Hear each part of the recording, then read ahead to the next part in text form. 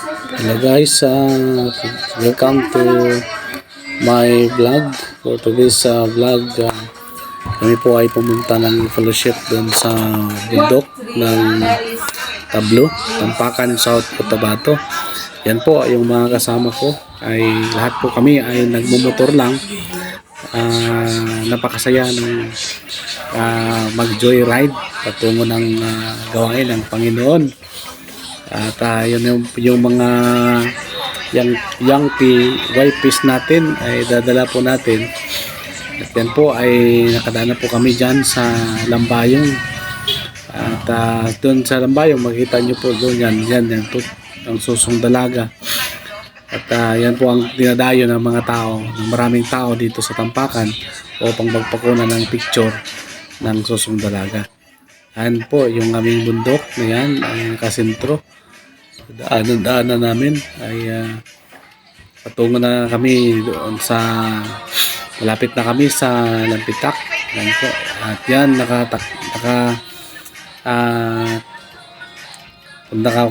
abot na rin kami sa tinatawag na bundok, no? Yan, magandang panahon yan. Pag dito kayo sa pag-oras ng gabi ay makita nyo lahat ng mga bahay-bahay dyan. Kawain naman yun, bundok namin ay sira ng mga dahil sa init ng panahon, ng mata yung mga damo.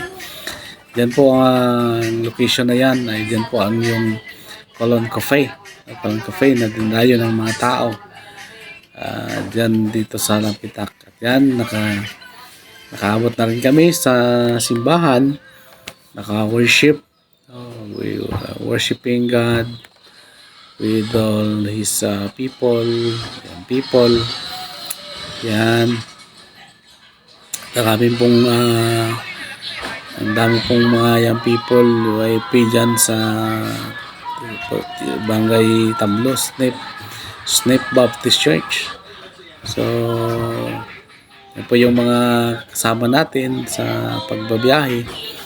Yan si Brother John, si Brother Neil Concepcion, Alfredo Sinelong, at yan po si Pastor Gerson Galas. So yan po nadilig ng yan, tapos ng merienda ay nagpipicture taking kaming lahat diyan. At after that uwi na kami.